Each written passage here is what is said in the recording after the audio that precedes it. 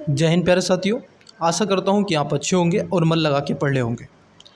मैं मिस्टर कुमार स्वागत करता हूँ आपका आपके अपने education wire civil service YouTube channel में। स्टूडेंट्स, हमारी जो इकोनॉमी की क्लास चल रही थी उस क्लासेस में हम आपसे जीडीपी, जीएनपी और एनएनपी वाले टॉपिक पर चर्चा हम कर रहे थे।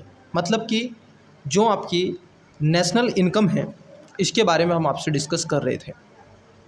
इसकी एक क्लास ऑलरेडी इस वाले सेक्शन की हमने अपलोड करा दी गई है। अगर आपने वो नहीं देखी है तो देख लीजिएगा।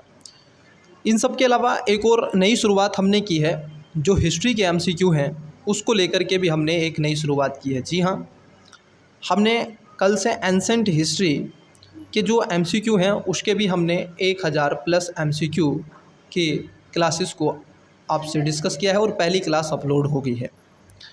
आप यदि हमारे चैनल पर पहली बार आए हैं तो सब्सक्राइब कीजिएगा, और यदि आप ऑलरेडी पहले से इसके सदस्य हैं, मेंबर हैं, तो वीडियो को लाइक कीजिएगा, दोस्तों के साथ में शेयर करना मत भूलिएगा।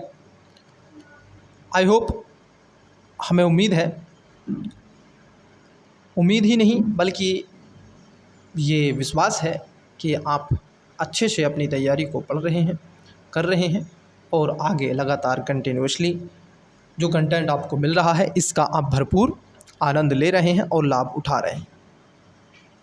आज की जो क्लासेस है ये जीडीपी वाले सेक्शन से ही आपसे संबंधित है और इसके कुछ क्वेश्चन रह गए थे। मैंने आपको बताया था कि जीडीपी के साथ साथ इसमें आपसे पूछा जाएगा कि जीडीपी तो पूछेंगे, लेकिन इस सब के अलावा आपसे आप देखोगे जीडीपी ग्रोथ और इकोनॉमिक ग्रोथ और इकोनॉमी डेवलपमेंट वाला सेक्शन भी आपसे पूछा जाता है, तो उससे भी क्वेश्चन आपसे पूछे जाएंगे। चलिए समय ना गवाते हुए पहला क्वेश्चन लेने का प्रयास करते हैं और पहला क्वेश्चन देखते हैं क्या आपसे पूछा गया है। आइए, इस क्लासेस का एक और अपना इम्पोर्टेंस है, एक और मैं बात आपको बताना चाहता।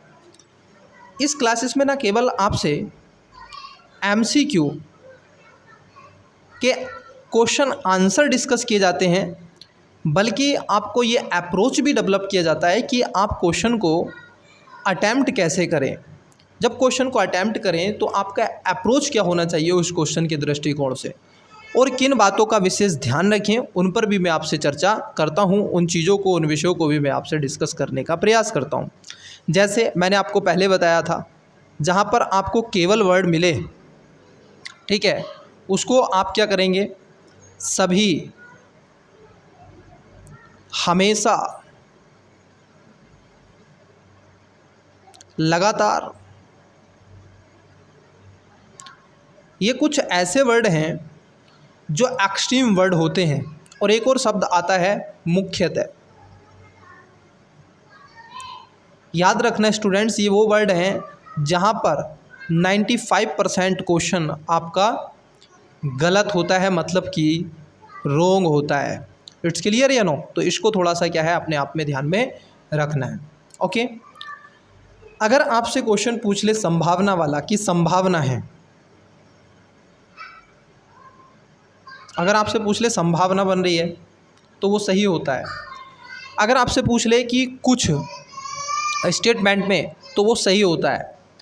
आपसे पूछ ले कि हो सकता है, ठीक है, अगर आपसे पूछ ले हो सकता है तो वो भी क्या होता है, सही होता है। तो इसको भी क्या है आपको ध्यान में रखना है। तो चलिए समय ना गवाते हुए पहला क्वेश्चन हम लेने का प्रयास करते हैं और क्वेश्चन को अटैम्प्ट करते हैं। देखिए, वीडियो को पॉज कीजिएगा और क्वेश्चन को अटैम्प्ट लेने का प्रयास कीजिए। क्वेश्चन है आपका, एक देश की घरेलू आर्थिक सीमा में सम्मिलित होती है। देखो, आपसे पूछा गया है कि आर्थिक सीमा में सम्मिलित किसको आप करते हैं, कौन कौन से बिंदु हैं जिसको देश की आर्थिक सीमा के अंतर्गत रखा जाता है। पहला स्टेटमेंट है भौगोलिक सीमा, दूसरा है राजनीतिक सीमा, तीसरा है समुद्री सीमा और चौथा है वायुमंडलीय सीमा। नीचे दिए गए कूट का प्रयोग कर सही उत्तर को चुनिए। ऑप्शन नंबर ए केवल 2, बी केवल 1 और 2, सी केवल 1 और 3, डी 1, 2 और 3, 4। वीडियो को पॉज करें और राइट आंसर बताने का प्रयास करें। देखिए स्टूडेंट्स, इसका राइट आंसर हो जाएगा ऑप्शन नंबर डी। आइए, इसमें चारों बातें ठीक हैं। अब देखिए, हम आपसे डिस्कस करते हैं। जैसे मैं एग्जाम्पल पे ले लेता हूँ इंडिया को। किसको ले लेता हूँ स्टूडेंट्स? मैं पहले अपने प्यारे देश भारत की ही बात करूँगा। भारत का रहने वाला हूँ, भारत की बात बताता हूँ। ऐसा नहीं है, मैं दुनिया की भी बात बताता हूँ। ये इंडिया है सर, ठीक है। अब इंडिया की ये अपनी भौगोलिक सीमा है। अब देखो कौन कौन सी भौगोलिक सीमा है। राजनीतिक सीमा भी है यहाँ पर, भौगोलिक सीमा भी है, समुद्री सीमा। 2400 नॉटिकल जो माइल होता है, नॉटिकल जो माइल है वो इसके अंतर्गत रखा जाता है ओशन में। वायु सीमा की बात कर लें, वायु सीमा की बात कर लें तो वायु सीमा में आपका मैंडेटरी है कि सर मान लीजिए अगर ये इंडिया है, ये इंडिया है सर, ठीक है। आई होप आपको चीज़ें विजिबल हो रही हैं। ये इंडिया है तो इससे स्पेस में 100 किलोमीटर, कितना 100 किलोमीटर तक का आधिपत्य आप देखोगे भारत का होगा। अगर हाइट की बात कर ले, आकाश में 100 किलोमीटर तक का एरिया भारत की सीमा होगी और उसमें भारत की एक्टिविटीज़ होगी, उसमें कोई दुनिया भर की चीज़ें नहीं होगी। यहीं पर होती है एक रेखा जिसको बोलते हैं कार्बन लाइन, कैरमन या कार्बन लाइन बोलते हैं इसको, कार्बन लाइन, ठीक है। कार्बन लाइन होती है ये, और इसी कार्बन लाइन से ऊपर फिर स्पेस आ जाता है, इंटरनेशनल आ जाता है, ठीक है। यहाँ तक चीज़ें क्लियर होगी। तो आर्थिक गतिविधियाँ अगर इस क्षेत्र में हो रही हैं, चाहे भौगोलिक सीमा हो, राजनीतिक सीमा हो, समुद्री सीमा हो, वायुमंडल सीमा हो, तो उसमें आप देखोगे चारों स्टेटमेंट ठीक हो जाते हैं। इट्स क्लियर है नो? आइए अगला क्वेश्चन देखते हैं। देखिए क्वेश्चन बड़ा सॉलिड और अच्छा क्वेश्चन आपसे पूछा गया है। क्वेश्चन है आपका कि एक खुली हुई अर्थव्यवस्था में अर्थव्यवस्था की राष्ट्रीय आय बाई, जहां CIGXM क्रमशः अर्थ, उपभोग, निवेश, सरकारी खर्च, कुल निर्यात और आयात को रेखांकित करता है। तो आपसे ऑप्शंस पूछ के रखा है बाई बराबर C प्लस आई प्लस जी प्लस एक्स, बी बराबर बाई, आप देखोगे बाई बराबर C प्लस आई प्लस जी माइनस एक्स प्लस एम, और सी में पूछा है बाई बराबर C प्लस आई प्लस जी प्लस एक्स माइनस एम, और डी में पूछा आपसे बाई बराबर G प्लस आई माइनस जी प्लस एक्स माइनस एम। तो वीडियो को पॉज करें और बताएं, ठीक है, इसके बारे में। देखिए स्टूडेंट, ये खुली अर्थव्यवस्था को रेखांकित करता है, ठीक है। आंसर को जानने से पहले ये खुली अर्थव्यवस्था को रेखांकित करता है, लेकिन एक अर्थशास्त्री हुए जिनका नाम था किन्स। क्या नाम है? जिनका नाम था किन्स। उन्होंने ये फार्मूला दिया और उन्होंने इसको रेखांकित कहा। उन्होंने कहा कि बाई बराबर जो होता है वो देश की GDP होती है। जी हाँ, आपने सही सुना, बाई बराबर जो होता है वो देश की GDP होती है, और जो देश की GDP होती है उसी से रेखांकित किया जाता है, ठीक है। तो GDP में से आप देखोगे क्या क्या होता है आपका, GDP होती है, ऑप्शन इसका सी हो जाएगा करेक्ट। GDP बराबर C आपका कंजम्पशन हो गया, I से इन्वेस्टमेंट हो गया, G से गवर्नमेंट का खर्च हो गया, और X से हो गया एक्सपोर्ट, और M से हो गया इंपोर्ट। तो आप क्या कर रहे हैं, जो आपका निर्यात होता है, जो आपका निर्यात होता है उसमें से हम इंपोर्ट को घटा देते हैं और फिर हम निकालते हैं देश की GDP। इट्स क्लियर या नो? तो चलिए इसका राइट आंसर क्या हो जाएगा, डी हो जाए, सी हो जाएगा, सॉरी। आइए अगले क्वेश्चन की तरफ बढ़ते हैं, नेक्स्ट क्वेश्चन देखते हैं। तो यहाँ तक तो थे आपके GDP से रिलेटेड, बट अब जो क्वेश्चन आपको मिलेंगे, अब क्वेश्चन मिलेंगे आपको पहले बता देता हूँ, इकोनॉमी ग्रोथ और इकोनॉमी डेवलपमेंट,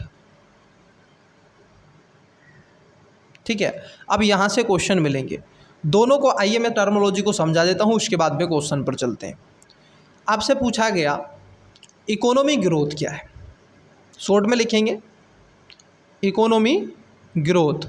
आपसे पूछा गया कि इकोनॉमी ग्रोथ क्या है, तो सर आप मुझे बताइएगा, इकोनॉमी ग्रोथ का मतलब होता है कि यदि किसी भी राष्ट्र या देश के भीतर अगर भौतिक संपत्ति का उद्भव होता है तो उसको हम ग्रोथ कहते हैं। जैसे आपने देखा होगा, मान लीजिए इंडिया है, अब इंडिया के अंदर अगर इंफ्रास्ट्रक्चर डेवलप हो रहा है तो आप कहोगे कि सर उससे इंफ्रास्ट्रक्चर में क्या होगा, इंफ्रास्ट्रक्चर में रोड होगा, रेलवे होगा, ठीक है, और विभिन्न प्रकार के हाउस होंगे, भवन होंगे, ठीक है, ये सारी चीज़ें एयरपोर्ट होंगे, हेलीपैड होंगे, तो ये सारी चीज़ें क्या इंफ्रास्ट्रक्चर है।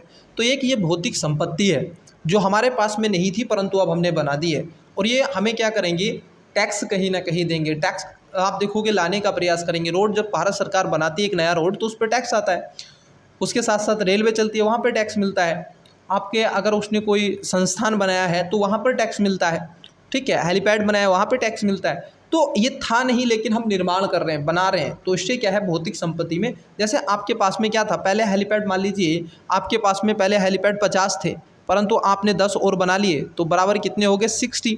और जैसे ही 60 हुए तो आप कहोगे सर 10 की क्या हुई है, इकोनॉमी ग्रोथ हुई है, इतने की हमारे पास में ग्रोथ हो गई है। ठीक है, जैसे one for example economy growth को आपको आपकी भाषा में समझा देते हैं।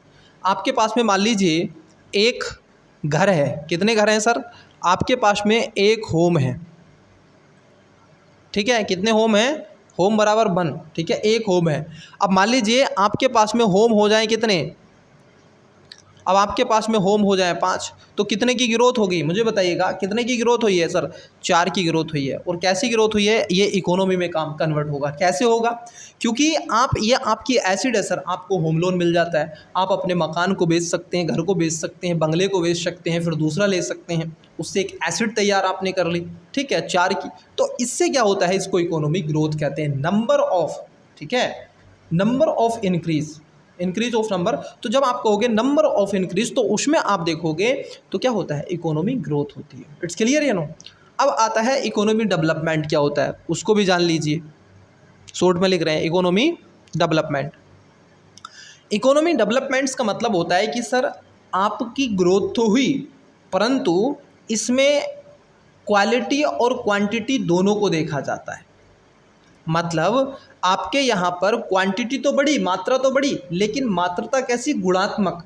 जैसे मान लीजिए अगर आपने रोड बनाया है, तो इस रोड पे क्या केवल हेलीपैड ही चलता है, ये हेलीपैड वाला है, इस पे रोडवेज चलेगी, इस पे बस चलेगी, इस पे कार चलेगी, इस पे बाइक चलेगी, इसमें आप देखोगे सार्वजनिक व्यक्ति हर कोई चलेगा, सिविलियन इस पे चलेंगे, साइकिल चलेगी।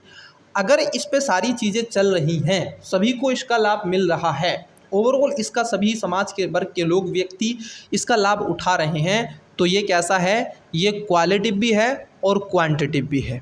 तो ये डबल क्यू है, क्वालिटिव और क्वांटिटी दोनों है। तो इससे क्या होगा, इम्पैक्ट पड़ता है। जैसे मान लीजिए इकोनॉमी डेवलपमेंट की आप बात कर रहे हैं, भारत सरकार ने कोई ऐसे इंफ्रास्ट्रक्चर डेवलप किया, वन फॉर एग्जाम्पल भारत सरकार ने कोई यूनिवर्सिटी खोली, मान लीजिए कोई यूनिवर्सिटी खोली, और उस यूनिवर्सिटी को खोला तो उसमें किस वर्ग के बच्चे आते हैं, क्या केवल उसमें जनरल कैटेगरी के आते हैं, क्या उसमें केवल हाईएस्ट जो पे कर सकते हैं वो आते हैं, या फिर उसमें ये सुविधा भी है कि अगर आपके नंबर ऑफ मार्क्स अगर ठीक आते हैं, अगर आपके मार्क्स ठीक आते हैं और आपने अच्छे नंबर से क्वालिफाई किया है जिसकी एलिजिबिलिटी में, तो वहाँ पर आप आ सकते हैं। उसके साथ साथ हम इसमें यहाँ पर थोड़ा रिजर्वेशन देंगे, जो कमज़ोर हैं आर्थिक रूप से या फिर सामाजिक रूप से, ठीक है, उनको हम यहाँ पर थोड़ा रिजर्वेशन देंगे ताकि उनके बच्चे भी आएँ। तो उसमें आपको ना केवल गुणात्मक होना चाहिए, उसका प्रभाव होना चाहिए। अगर आप ऐसा बना रहे हैं तो उसमें सारी सुविधाएं होनी चाहिए उस यूनिवर्सिटी के अंदर, तो इससे क्या है, इकोनॉमी डेवलपमेंट होता है। मैं कहूँ एक बात एक शब्द में कि खाने के लिए खाना, पीने के लिए पानी, रहने के लिए मकान, चलने के लिए सड़क, सोच के लिए शौचालय, पढ़ने के लिए विद्यालय, जाने के लिए चिकित्सालय, और इसके साथ साथ अच्छा एनवायरनमेंट और नैतिक विकास अगर आपका होता है, और इन सब के अलावा इंफ्रास्ट्रक्चर डेवलप और भविष्य में इन फ्यूचर रोजगार की सुविधाएं आपको मिलती हैं और सारी की सारी चीज़ें गुणात्मक होती हैं, तो उस स्थिति को हम इकोनॉमी डेवलपमेंट के नाम से जानते हैं। इट्स क्लियर या नो। अब ले लेते हैं सर क्वेश्चन। आई होप आपके मन मस्तिष्क में कंठस्थ हो गया होगा। जो मैं क्लास में अगर फाउंडेशन में इसी बात को आप फाउंडेशन में लगभग 30 से 35 मिनट में बताते हैं, मैंने आपको 5 मिनट में बता दिया। 1 घंटे में बताते हैं सर, एक क्लास में बताते हैं इकोनॉमी ग्रोथ वाला कॉन्सेप्ट, मैंने आपको 5 मिनट में क्लियर कर दिया। आइए अब पहला क्वेश्चन लेते हैं। देखिए पहला क्वेश्चन ज़रा समझना इसको। क्वेश्चन आपके सामने है और बताइएगा क्वेश्चन क्या हो सकता है answer.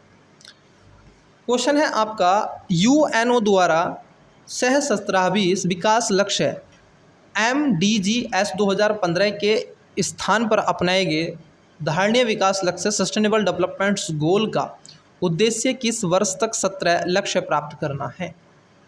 Students, option number A 2020, B 2030, C 2040, D 2050। मुझे ये मालूम है कि आप इसका आंसर करेक्ट दोगे, बिल्कुल दोगे, और इसका राइट आंसर आपने दे भी दिया है। तो राइट आंसर है बी 2030 तक। आप देखोगे पेरिस क्लाइमेट डील के पश्चात, समझना, पेरिस क्लाइमेट डील के पश्चात 2015 से ये गोल 2030 तक रखे गए, 2030 तक रखे गए कि हमें ये 2030 तक क्या करने हैं, प्राप्त करने हैं, हमें अपने लक्ष्यों को 2030 तक पहुंचाना है। लेकिन महोदय, इन लक्ष्यों में 17 गोल रखे गए। एजेंडा जनवरी 2016 से प्रभावी रखा गया और 17 धारणीय गोलों को रखा गया। और भारत सहित इसमें आप देखोगे लगभग 169 इसके अंतर्गत सतत धारणीय विकास को आगे बढ़ाने का प्रयास किया गया। और लगभग इस शिखर सम्मेलन में जो संयुक्त राष्ट्र का हुआ था महासभा का, 193 सदस्य थे। कितने सदस्य थे? 193 इसके अंतर्गत मेंबर थे। अब मैं आपको देखो लिखूंगा तो नहीं, लेकिन मैं आपको 17 के 17 गोल बता दूंगा ताकि आपके मस्तिष्क में चला जाए कि सर 17 जो गोल हैं वो बट कौन कौन से गोल हैं। ठीक है, अगर वो 17 गोल आपसे पूछ ले तो आपके पास में जवाब भी होना चाहिए, मुझे जहाँ तक ये लगता है। अगर आप इस बात को सुन भी लेंगे गाइस तो एक बार तो आपको इसके बारे में ठीक ठीक चीज़ें एक अनुभव हो जाएगा और आप इसको देख सकते हैं। एक कहानी सुनाता हूँ, उस कहानी को बस समझना, आपके गोल कब याद हो जाएंगे आपको भी पता नहीं चलेगा। जी हाँ, मैं सच बोल रहा हूँ। देखिए, सस्टेनेबल डेवलपमेंट्स गोल की बात कर रहे हैं और ये 2 मिनट की कहानी है, इसको सुनिएगा, आपके याद हो जाएंगे। ठीक है, अगर आपके पास में 4A साइज़ का पेपर है तो आप वीडियो को पॉज कर करके लिख भी लेंगे। ठीक है, देखिए क्या है। सबसे पहले मैं जो गोल में बताया गया मैं लिख देता हूँ, एक एक करके मैं लिखता हूँ। ठीक है, कोई दिक्कत नहीं है, क्लास थोड़ी सी लंबी होगी लेकिन स्टूडेंट्स मैं बता रहा हूँ आपको बहुत कुछ मिलेगा। क्यों बता रहा हूँ? यूपी अगर PCS अगर आप देने जा रहे हैं, ठीक है, और लास्ट ईयर्स 2023 का आप उठा लीजिए सर क्वेश्चन पेपर। ठीक है, प्रीलिम्स का उठा लीजिए, चलिए मैं प्रीलिम्स की बात कर रहा हूँ।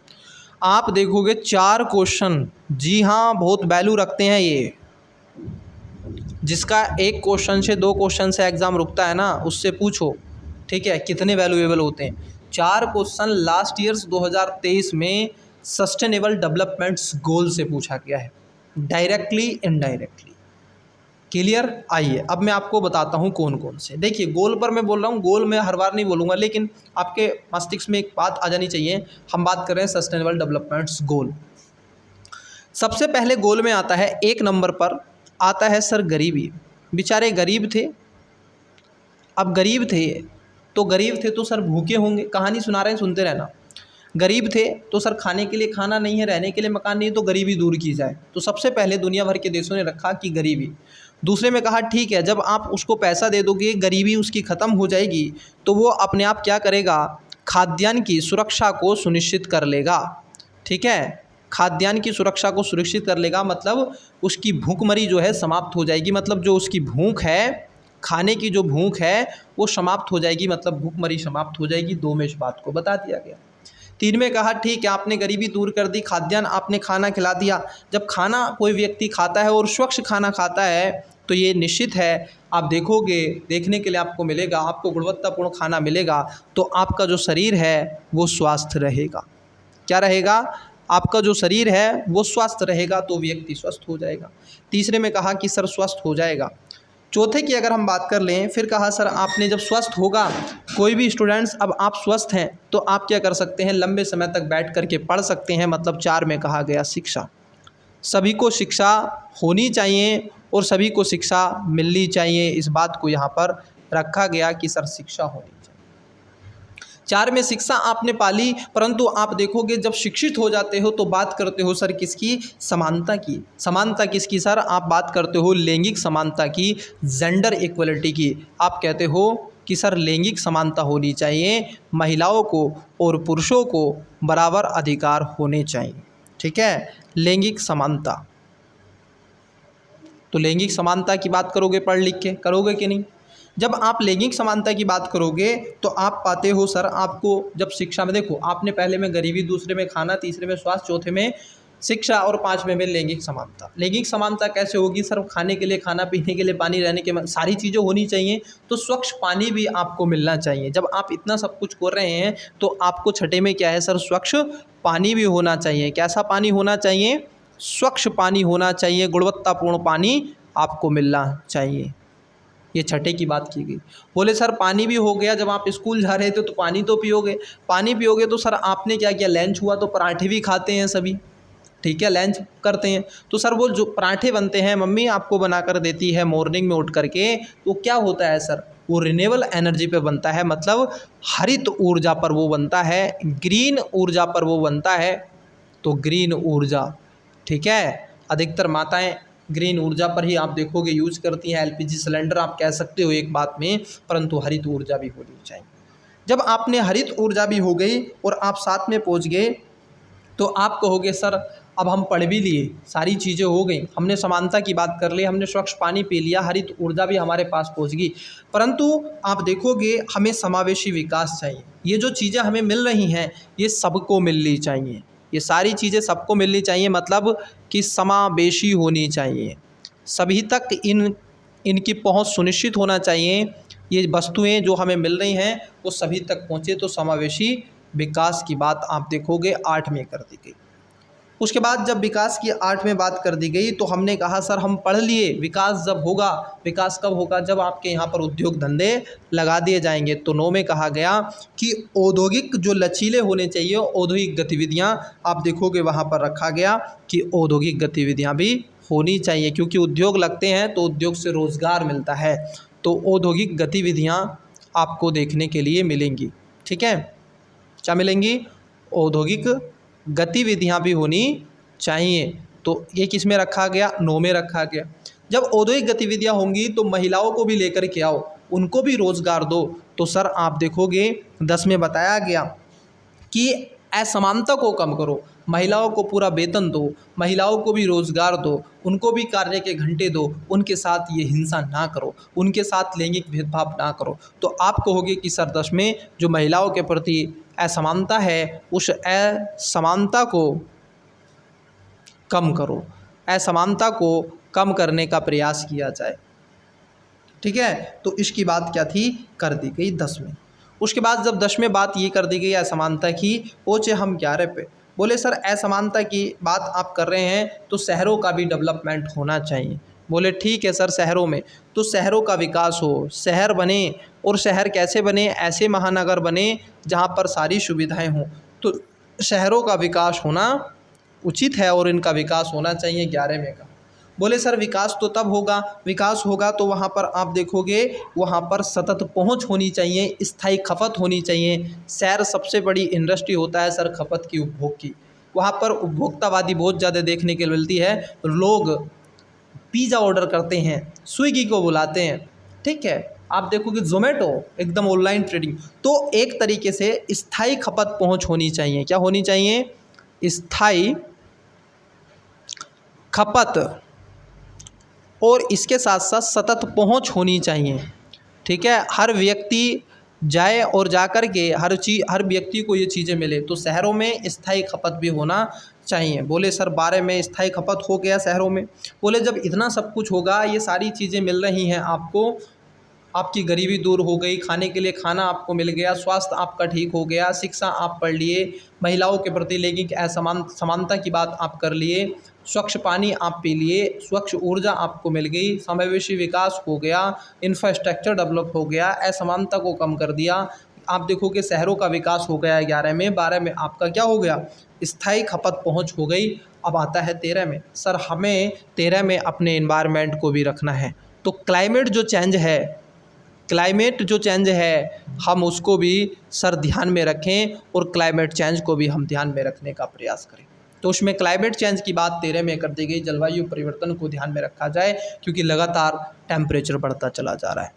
उसके बाद 14 की अगर हम बात कर लें, जो 14 है, उसमें कहा गया कि सर जलवायु परिवर्तन को तो हम देखेंगे, लेकिन जलवायु परिवर्तन कौन सा, तो 14 में बताया गया कि सर महासागरों और समुद्र का आप क्या करोगे, क्लाइमेट को देखोगे। ओशियन आजकल लगातार क्या होते चले जा रहे हैं, गंदे होते चले जा रहे हैं, उनमें बहुत ज़्यादा डस्ट, उसमें आप देखोगे वहाँ पर पॉलीवैक के आइलैंड बन रहे हैं। तो इसीलिए कहा गया जो ओशियन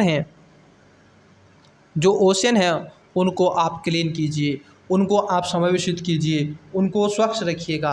तब आप गए तो आपने क्या मार दिया सर, मान लीजिए आप ओशन में चले गए, झील में, क्लाइमेट चेंज की बात करते करते आप झील में चले गए, आपने मारी डुबकी, और जब डुबकी मारी तो आपने नीचे का एनवायरनमेंट देखा, जैसे ही बाहर निकले आप देखोगे गोल नंबर 15 में, तो आपकी निगाह गई किस पर माउंटेन पर, किस पर गई, माउंटेन पर, प्लेटू पर, पर्वत पर, पठार पर आपकी निगाह गई, तो पर्वतों का संरक्षण होना चाहिए। बोले बर्फ़ पिघल रहा है, इसको भी ध्यान में रखो, टूरिज्म बढ़ रहा है, प्लास्टिक का कचरा हो रहा है, विभिन्न प्रकार की एक्टिविटीज़ हो रही हैं, इनको थोड़ा सा रोकने का प्रयास करो और इनको समावेशिता लाने का प्रयास करो। 15 में पर्वत पठार की बात यहाँ पर कर दी गई। 16 में कहा गया कि सर ये सारी चीज़ें तो हो जाएंगी, परंतु इनको कैसे स्थायी किया जाए, तो कहा कि शांति शांति शांति, ध्यान दो, शांति लेकर के आओ, सभी शांति की तरफ बढ़ो, और शांति ही एक सर्वोसर्वा होती है। शांति समितियों का स्थापना लगाओ और सब एक साथ मिलकर के देखने का प्रयास करो। 17 में कहा कि सर सभी 17 से सभी भागीदारी होंगे, तो यहाँ पर सबकी भागीदारी को सुनिश्चित करने का प्रयास किया गया। भागीदारी होनी चाहिए सभी देशों की, कितने देश से 193 कंट्री थे, 193 कंट्री की भागीदारी होनी चाहिए। हालांकि इस दुनिया में 206 बड़े छोटे आइलैंड हैं, देश हैं, ठीक है, देश हैं 206, लेकिन 193 देश इसमें पार्टिसिपेट किया, उन सभी का पार्टिसिपेशन होना चाहिए। तो ये थे आपके 17 स्टूडेंट्स गोल। आप इनको जैसे मैंने आपको बताया है, एक दो बार इसी तरीके से अगर आप पढ़ लेंगे, ठीक है, यहाँ पे वीडियो देखिएगा कहाँ कितने सेकंड पर ये है, और इसको यहाँ से आप बार बार क्लिप कर लें, इसकी क्लिप कर लें, या फिर आप इसको अपलोड कर लें, डाउनलोड कर लें वीडियो को, और आप इसको आसानी से फिर बार बार सुनें। तो मुझे लगता है 1 से 2 बार सुनने में आपके ये कंठस्थ हो जाएंगे, इजीली वे में कंठस्थ हो जाएंगे। ठीक है, चलिए अगला क्वेश्चन देखते हैं, अगले क्वेश्चन की तरफ बढ़ते हैं। क्वेश्चन है आपका, आर्थिक विकास सामान्यतः सुगमित होता है। ऑप्शन ए अभिस्फीति के साथ, बी स्फीति के साथ, सी स्टैगफ्लेशन के साथ, डी अतिस्फीति के साथ। देखो यहाँ पर आर्थिक विकास, इकोनॉमिक ग्रोथ की बात की जा रही है, बताइएगा करेक्ट आंसर क्या हो जाएगा। तो ऑप्शन नंबर इसका राइट आंसर होगा बी। क्या हो जाएगा, बी, क्योंकि जो आर्थिक विकास है, अगर आप देखोगे आपको करना है, तो आपके यहाँ पर इन्फ्लेशन होनी चाहिए। क्या होनी चाहिए, इन्फ्लेशन होनी चाहिए। इन्फ्लेशन एक वे में होनी चाहिए, ठीक है, ऐसा ना हो कि इन्फ्लेशन बहुत ज़्यादा हो गई। जैसे अगर हम भारत की बात कर लें, तो भारत में फार्मूला, देखो मैं वहाँ पर नहीं जा रहा हूँ इन्फ्लेशन वाले पे, फिर मेरा माइंड ऐसा है गाइज, मैं जब एक टॉपिक में धंस जाता हूँ तो मैं उस पर बोलना शुरू कर देता हूँ, मैं फिर उसकी तरफ बहुत ज़्यादा, मुझे लगता है ये भी छूट गया, ये भी रह गया, उस पर भी, जबकि क्लास ऐसे बहुत ज़्यादा ड्यूरेशन हो जाती है और हम क्वेश्चन से दूसरी तरफ चले जाते हैं। तो इन्फ्लेशन आप देखोगे भारत में एक फॉर्मूला है 4 + -2, ये फॉर्मूला है। मतलब कि 2 से 6% के बीच में भारत में क्या हो, इन्फ्लेशन रेट हो। मतलब ये ऐसा ना हो 10 पे घूम रही है, 15 पे घूम रही है, ऐसा ना होना चाहिए, ठीक है, ये इतने पर रहनी चाहिए, ठीक है। यहाँ पर CPI WPI निकाला जाता है, NSO वगैरह वगैरह सारी चीज़ें, उस पर नहीं जा रहा हूँ। तो स्फीति के साथ, अब देखो जो इन्फ्लेशन का मतलब क्या है, इन्फ्लेशन का मतलब होता है स्टूडेंट्स, इन्फ्लेशन का मतलब होता है कि मार्केट के अंदर डिमांड है, और डिमांड जब मार्केट के अंतर्गत होती है तो आप देखोगे उससे आर्थिक विकास होगा। मतलब कि डिमांड बढ़ेगी तो डिमांड बढ़ने के साथ साथ विकास होगा, ठीक है, जब लोग डिमांड कर रहे हैं, तो इसीलिए आप देखोगे इसका right answer option number B हो जाएगा। इट्स क्लियर या नो, यहाँ तक चीज़ें क्लियर हो गई। चलिए अगले क्वेश्चन की तरफ बढ़ें। डिमांड होती है तो सप्लाई भी होती है। आइए अगला क्वेश्चन देखते हैं। क्वेश्चन है आपका 4, एक्स देश में, मतलब भारत देश में, चलिए मैं एक्स नहीं बोल रहा हूँ, मैं भारत देश करके बोल रहा हूँ, भारत देश में आर्थिक समृद्धि अनिवार्य रूप से होगी यदि, अब बताइएगा कब होगी। ऑप्शन नंबर ए, विश्व अर्थव्यवस्था में तकनीकी प्रगति होती है, बी भारत देश में या एक्स देश में जनसंख्या वृद्धि होती है, सी एक्स देश में पूंजी निर्माण होता है, डी विश्व अर्थव्यवस्था में व्यापार की मात्रा बढ़ती है। बताइएगा सर, वीडियो को पॉज करके बताइएगा इसका राइट आंसर क्या होगा। देखिए आई होप इसका आंसर आपको मिल गया होगा। राइट आंसर होता है कि ऑप्शन नंबर सी, किसी भी देश में आर्थिक समृद्धि करनी है। आर्थिक समृद्धि का मतलब है कि नंबर ऑफ, क्या करना है आपको, नंबर ऑफ इंक्रीज, किस चीज़ का, जैसे पोर्ट था 10 थे तो 20 हो गए, 10 बढ़ गए। आपके पास मकान 4 थे तो अब 8 हो गए, 4 बढ़ गए। वैसे ही क्या होगा, अगर किसी देश के अंदर पूंजी निर्माण होगा तो उससे आर्थिक विकास निश्चित ही होगा। आज आपके पास में मान लीजिए कि अगर आपके पास में 100 करोड़ रुपए हैं, तो अगर आपने उसको 150 करोड़ कर दिया तो आपके यहाँ पर आर्थिक विकास हुआ, क्योंकि आपने पैसे से कहीं इन्वेस्टमेंट किया और इन्वेस्ट करने के पश्चात उसको आपने वहाँ से प्रॉफिट गेन किया। तो ऑप्शन नंबर सी इसका राइट आंसर हो जाएगा। पहला गलत है सर। अगर आप विश्व में तकनीकी प्रगति होगी तो क्या भारत को उसका विकास होगा? भारत के शक भी कर सकता है। जनसंख्या, अरे भाई बोझ बढ़ जाता है जनसंख्या से, उसकी खपत, उसको बहुत सारी चीज़ें चाहिए होती हैं, समझ रहे हो। उसके साथ साथ विश्व अर्थव्यवस्था में व्यापार की मात्रा, देखो व्यापार की मात्रा बढ़ने से नहीं होता है। व्यापार की मात्रा बढ़ा लीजिएगा, आप बिल्कुल बढ़ाइएगा, एक फैक्टर में आप रख सकते हैं, लेकिन सर देश के अंदर पूंजी निर्माण होगा ऐसा नहीं है। ठीक है, तो ऑप्शन नंबर सी इसका राइट आंसर हो जाएगा। आइए अगला क्वेश्चन। क्वेश्चन है आपका, निम्नलिखित में से किस संस्था द्वारा मानव विकास रिपोर्ट का प्रकाशन किया जाता है? Human development report. ये रिपोर्टें पूछे जाती हैं, इंडेक्स पूछे जाते हैं, तो इसलिए मैंने यहाँ से क्वेश्चन लिए। ऑप्शन नंबर ए विश्व बैंक, बी विश्व आर्थिक मंच, सी विश्व स्वास्थ्य संगठन, डी संयुक्त राष्ट्र विकास कार्यक्रम। बताइएगा, वीडियो को पॉज करके बताइएगा इसका करेक्ट आंसर क्या हो जाएगा। तो किसके द्वारा है? Human development report. Option number D इसका राइट आंसर हो जाएगा। यूनाइटेड नेशन की जो डेवलपमेंट प्रोग्राम है यूएनडीपी के द्वारा इसको लाया जाता है। यूएनडीपी इसको निकालता है सर, ठीक है, ना कि विश्व बैंक, ना कि वर्ल्ड इकोनॉमिक फोरम, ना कि डब्ल्यूएचओ, ठीक है। और इसमें जो है मानव विकास की बात की जाती है, ठीक है। और ये खास तौर पर आप देखोगे यूएनडीपी के माध्यम से 1919 में ये लाया गया था। इसका उद्देश्य जैसे भारत में भी कई तरीके से इसको देखने के लिए मिला, तो इसमें ह्यूमन डेवलपमेंट रिपोर्ट को रखा जाता है कि सर आप संपोषणीय हो रहा है, संसाधन है, सृजनात्मक विकास आपके हो रहे हैं कि नहीं हो रहे हैं मानव को लेकर के, ठीक है। तो इसलिए इसमें कई चीज़ों को देखा जाता है, ठीक है। कई देश इसके अंदर पार्टिसिपेट करते हैं। आइए अगले क्वेश्चन की तरफ बढ़ते हैं। क्वेश्चन है आपका 9। क्वेश्चन में पूछ रहे हैं आपसे कि निम्नलिखित कथनों पर विचार कीजिए। 3 स्टेटमेंट है, देखो जितने ज़्यादा स्टेटमेंट इतना इजी क्वेश्चन। कभी भी मैं आपसे एक आपका अप्रोच बहुत अच्छे से बिल्डअप कर रहा हूँ, वो मुझे भी पता है कि जितने अधिक कई बार क्या होता है ना, बड़ा स्टेटमेंट देख करके कई जा रहे, जैसे 5 स्टेटमेंट दे देता है, 4 स्टेटमेंट दे देता है, 3 दे देता है, तो बच्चे कई कहते हैं बहुत बड़ा क्वेश्चन है, कैसे होगा, हाय मैया मैं कैसे करूँ। ऐसा नहीं करना है, इजीली वे में आपको मैं बता रहा हूँ, उस प्रैक्टिस को फॉलो कीजिए। मैं कह रहा हूँ जितने अधिक स्टेटमेंट उतना इजी क्वेश्चन। क्यों बोल रहा हूँ ऐसा? क्योंकि महोदय आप देखोगे वो क्वेश्चन इसलिए इजी है, आप उसमें एलिमेंट मेथड लगा दोगे, और जब एलिमेंट मेथड लगा दोगे तो क्वेश्चन इजी हो जाएगा। आइए देखिए, पहला स्टेटमेंट है आर्थिक विकास का अर्थ है देश में वास्तविक राष्ट्रीय आय में वृद्धि। दूसरा है कि स्वस्थ आर्थिक समृद्धि का एक कारक है। तीसरा है मानव पूंजी में निवेश के कारण आर्थिक समृद्धि होती है। उपयुक्त कथनों में से कौन सा ये से सत्य है या फिर है? ऑप्शन नंबर ए केवल 1, बी केवल 3, सी 1, 2 और 3, डी उपयुक्त में से कोई नहीं। आप बताइएगा इसका राइट आंसर क्या हो जाएगा। वीडियो को पॉज करके देखिए, एक एक करके बात कर लेते हैं। पहली बात तो इसका राइट आंसर है ऑप्शन नंबर सी, ठीक है। जब आप बात करते हैं कि सर मैंने अभी आपको बताया था नंबर ऑफ अगर इंक्रीज हो रहे हैं आपके आर्थिक समृद्धि, ठीक है, इकोनॉमी ग्रोथ कब होगी? क्योंकि जब आपकी वास्तविक राष्ट्रीय आय में वृद्धि हो जाए। It's clear.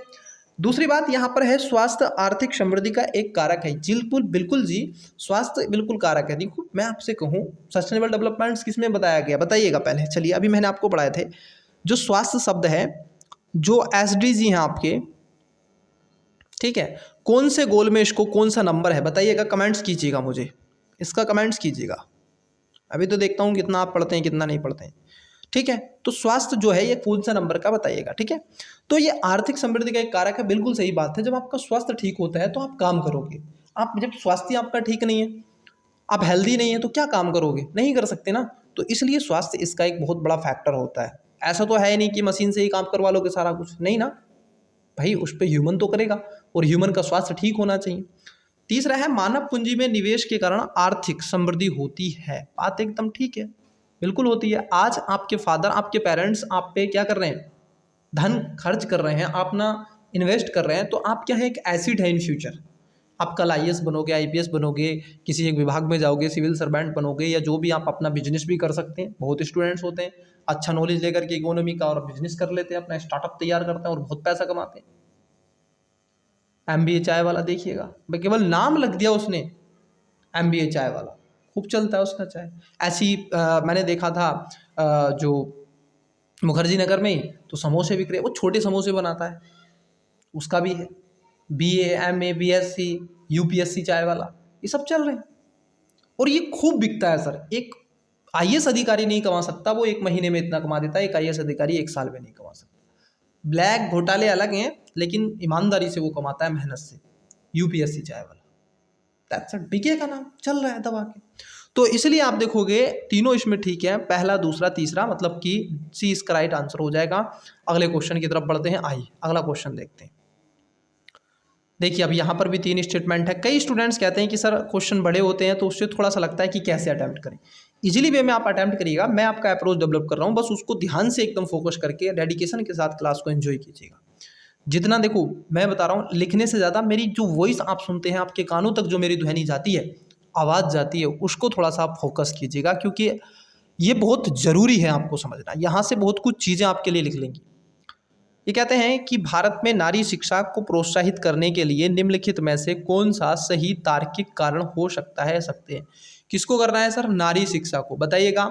Sustainable developments goal number किस किस में की गई है, एक की गई है समानता की बात, एक की गई है असमानता को कम करना है, एक में लैंगिक समानता को बढ़ावा देना है। तो बताइएगा कौन से वाले हैं, ठीक है, कमेंट्स करिएगा। इसका क्या करना है, कमेंट्स आपको करना है इन पे, ठीक है। चलिए, तो पूछा गया नारी शिक्षा को प्रोत्साहित करने के लिए निम्नलिखित में से कौन से तार्किक कारण हो सकता है सकते हैं। पहला है स्त्री शिक्षा प्रजनन दर और स्त्रियों व बच्चों के स्वास्थ्य देखभाल पर अनुकूलन प्रभाव डालती है। बिल्कुल, देखिए महात्मा गांधी जी की एक कोट है, अगर आप उस कोट को देखें या उस कोट को पढ़ते हैं तो वहाँ से कई चीज़ें आपको देखने के लिए मिल जाती हैं कि एक नारी, न केवल उसको शिक्षित करना एक नारी को करना होता है, बल्कि वह एक परिवार को शिक्षित करना होता है, क्योंकि वो एक परिवार को संभालती है, उससे एक परिवार का जुड़ाव होता है, वो 2 घर परिवार को सुधार देती है, एक पढ़ी लिखी महिला। तो ये बहुत ज़रूरी है सर।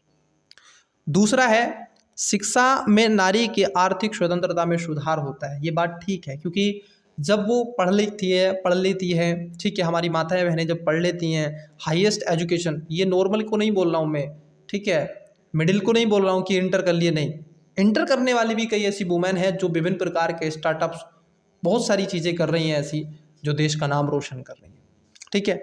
तो ये बात ठीक है कि आर्थिक स्वतंत्रता में सुधार आता है, क्योंकि वो आत्मनिर्भर हो जाती हैं, इंडिपेंडेंस हो जाती हैं, काम करने लगती हैं, अपने परिवार में फाइनेंस एक सपोर्ट के रूप में काम करती हैं, तो ये बात भी क्या है, ठीक हो जाती है। तीसरा है कि शिक्षा में नारी के सामाजिक स्तर में परिवर्तन हो सकता है। बिल्कुल, नारी के सामाजिक स्तर में परिवर्तन होता है। आज अगर आप आईएएस बने, कलेक्टर बने, मिनिस्टर बने, किसी पद पर जाएं, तो सोसाइटी आज जो आपको स्टेटस, देखिए जब पहले आप बच्चे थे आपका स्टेटस क्या था, जब आप बड़े हुए आपका स्टेटस क्या था, जैसे आप यूपीएससी की जर्नी में आए, सारे के सारे जितने भी रिलेटिवली आपके होंगे, आपको बड़े उससे देखते होंगे। हाँ, कुछ दुआएं देते हैं तो कुछ बददुआएं देते हैं स्टूडेंट्स, ठीक है। हर एक एस्पिरेंट्स उसको फेस करके आता है। हर एक टीचर अगर कोई है यूपीएससी का जो पढ़ाता है, ठीक है, चाहे मैं क्यों रहा हूँ, उस सिचुएशन को फेस करके वो हर कोई आता है। कुछ लोग दुआएं देते हैं, कुछ लोग बददुआएं देते हैं, और एक स्टेटस जरूर पड़ता है सोसाइटी के अंदर कि एक्स व्यक्ति है, एक्स पर्सन है, हमारी लड़की, हमारा बच्चा है, और फादर्स, पेरेंट्स आपके बड़े अच्छे से बोलते हैं सीना उठा करके कि हमारा बच्चा ऐसे कलेक्टर की तैयारी कर रहा है, ऐसे आईएएस बनेगा, ठीक है। तो बहुत गर्व का विषय होता है स्टूडेंट्स। अगर आपने इसको एक्शन को ही ले लिया है ना, तो समझ लीजिएगा आपने 50% यूपीएससी की जर्नी पास कर ली, ठीक है। तो तीसरा स्टेटमेंट भी ठीक है, तो राइट आंसर इसका हो जाएगा ऑप्शन नंबर सी। खैर, बताने के लिए बहुत कुछ है, मोटिवेशन की दुकान है, ऐसा नहीं है, लेकिन मैं उस पर काम नहीं करता हूँ। मेरा देखो बहुत सारी चीज़ें रहती है, मुझे सेल्फ भी पढ़ना होता है, ये कंटेंट तैयार करना होता है, फिर क्लासेस आपको रिकॉर्ड करनी होती है, बहुत सारी चीज़ें आपकी क्लास लेनी होती है, आपसे फिर डिस्कस करना होता है। उधर आप देखोगे इंस्टा पर आप जाइएगा, वहीं पर भी एजुकेशन बायर सिविल सर्विस आप डालेंगे तो वहाँ पर आ जाएगा आपका, ठीक है। वहाँ पर मैंने अपना अकाउंट बनाया तो उसका लिंक भी इसमें दिया हुआ है, वहाँ से भी आप विजिट कर सकते हैं, ठीक है। चलिए अगला क्वेश्चन देखते हैं। तो वहाँ पर मैं अधिकतर स्टूडेंट्स के क्वेश्चन का आंसर देता हूँ, ठीक है। तो आप भी मुझे वहाँ पर जा करके फॉलो कर सकते हैं, ठीक है। इसी में वीडियो के डिस्क्रिप्शन में आपका क्या है, मिल जाएगा आपको लिंक्स, तो वहाँ पर आप मुझे फॉलो कीजिएगा। देखिए, निम्नलिखित में से किसको या किनको आर्थिक संरचना के अंतर्गत सम्मिलित किया जाता है। आर्थिक संरचना सर आप देखोगे इकोनॉमी जो इंफ्रास्ट्रक्चर है कौन सा होगा जिससे इकोनॉमी पर डायरेक्टली इम्पैक्ट पड़े, उसको ही तो आप कहोगे ना। पहला है सड़क, दूसरा है रेल, तीसरा है बंदरगाह, चौथा है बिजली घर और पांचवा है दूर संचार सुविधाएं। कूट दे के रखा है केवल 1, 2 और 4, बी केवल 1, 2 और 5, सी केवल 1, 3 और 4, डी उपयुक्त सभी। वीडियो को पॉज करें और राइट आंसर बताने का प्रयास करें। इजी क्वेश्चन है, ज़्यादा हार्ड नहीं है, आई होप आप बता सकते हैं। तो देखिए इसका करेक्ट आंसर हो जाएगा ऑप्शन नंबर डी, ये सभी हैं सर। देखो कैसे, सड़क से आप सर क्या करते हैं, ट्रांसपोर्ट का काम करते हैं, एक स्थान से दूसरे स्थान पर आप भी जाते हैं, मैं भी जाता हूँ, ठीक है। तो ये इकोनॉमी में डायरेक्टली क्या है, इम्पैक्ट डालता है। रेल है सर, बड़ा से बड़ा वाहन इसी से जाता है, विभिन्न प्रकार के कोयला इसी से जाता है, माल की सप्लाई अगर लॉन्ग डिस्टेंस पर होनी है तो इसी से होती है। बंदरगाह है सर, एक देश से दूसरे देश को जोड़ता है, यहाँ पर शिप बड़े बड़े खड़े होते हैं, उसमें माल भरा जाता है, जो आप बना रहे हैं भारत में उस माल को हमें अमेरिका भेजना है तो कैसे, जहाज से भेजोगे तो बंदरगाह। बिजली घर है सर, ये सप्लाई करते हैं लाइट को और इससे पूरा देश आज चमकता है। आप देखोगे नाइट की, कभी जाना गूगल पे और आप डालना नाइट की इंडियन इमेज, ठीक है, भारत का चित्र, भारत का मैप या भारत का आप देखोगे मैप कहाँ से, इंटरनेशनल स्पेस स्टेशन से नाइट में, तो आप देखोगे बिल्कुल चमकता हुआ मिलेगा, उजला उजाला एकदम। उसके बाद दूरसंचार, ये कम्युनिकेशन है सर, आज इसके बिना तो जीवन मुझे अधूरा लगता है, जिसके साथ मैं भी जुड़ा हुआ हूँ और आप भी जुड़े हो, ठीक है, टेली कम्युनिकेशन, ठीक है। तो इसलिए इसका राइट आंसर क्या हो जाएगा, करेक्ट आंसर हो जाएगा डी, ये सभी हैं, ठीक है, जो इसमें डायरेक्टली इनडायरेक्टली इम्पैक्ट डालते हैं और इसके लिए बहुत ज़रूरी भी है। कई बार हम पढ़ते हैं तो कई बार कुछ शब्द पूछ लेता है, ऐसे टर्मोलॉजी पूछ लेता है, और उस टर्मोलॉजी को ध्यान में रख करके मैंने एक क्वेश्चन ये बड़ा ही अच्छा लिया, ठीक है, बहुत ही बढ़िया क्वेश्चन है, आप इसको पढ़ेंगे तो आनंद आ जाएगा। देखिए यहाँ पर पूछा गया आपसे हरित वित्त पोषण, ग्रीन फाइनेंसिंग, क्या पूछा गया, ग्रीन फाइनेंसिंग। ये क्यों है, क्योंकि लगातार आजकल आपने देखा होगा ग्रीन डेवलपमेंट्स हो रहा है, इकोनॉमी डेवलपमेंट्स हो रहा है, ये सारे डेवलपमेंट चल रहे हैं के संदर्भ में निम्नलिखित कथनों पर विचार कीजिए। 2 स्टेटमेंट है। पहला, यह सार्वजनिक निजी व गैर लाभकारी क्षेत्रों में स्थायी विकास प्राथमिकताओं तक वित्त प्रवाह के स्तर में वृद्धि से संबंधित है। दूसरा, इसे जलवायु स्मार्ट नीली अर्थव्यवस्था में वृद्धि और हरित बॉन्डों का उपभोग करके बढ़ावा दिया जाएगा। उपयुक्त कथनों में से कौन सा ये से सही है या फिर हैं? ऑप्शन नंबर ए केवल 1, बी केवल 2, सी 1 और 2 दोनों, डी ना तो 1 ना ही 2। वीडियो को पोस्ट करें, करेक्ट आंसर बताएं। आई होप आपने इसका आंसर बताया होगा। आप देखोगे इसमें दोनों बातें ठीक है सर, मतलब कि सी इसका राइट आंसर हो जाएगा, पहला और दूसरा दोनों सही है। क्यों सही है आइए जान लेते हैं।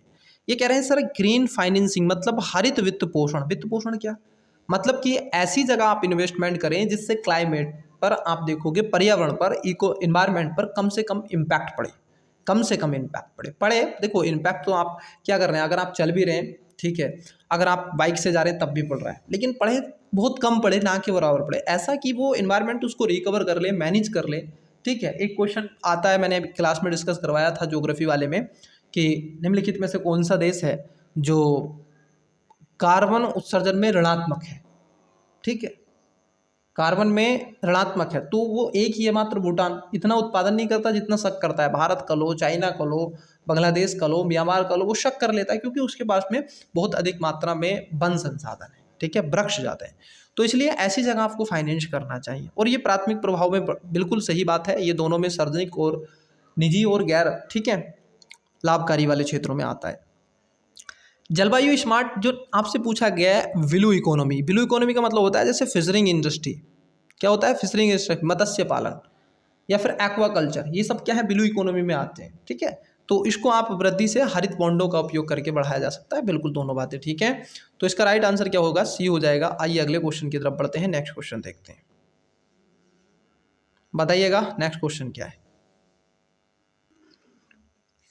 आई होप आपने इसका आंसर बताया होगा। देखिए पढ़ देते हैं। आर्थिक विकास का वास्तविक अर्थ है, मैंने आपको पहले ही समझाया, इकोनॉमिक ग्रोथ, इकोनॉमिक डेवलपमेंट, आर्थिक विकास और आर्थिक समृद्धि मैंने आपको बताया।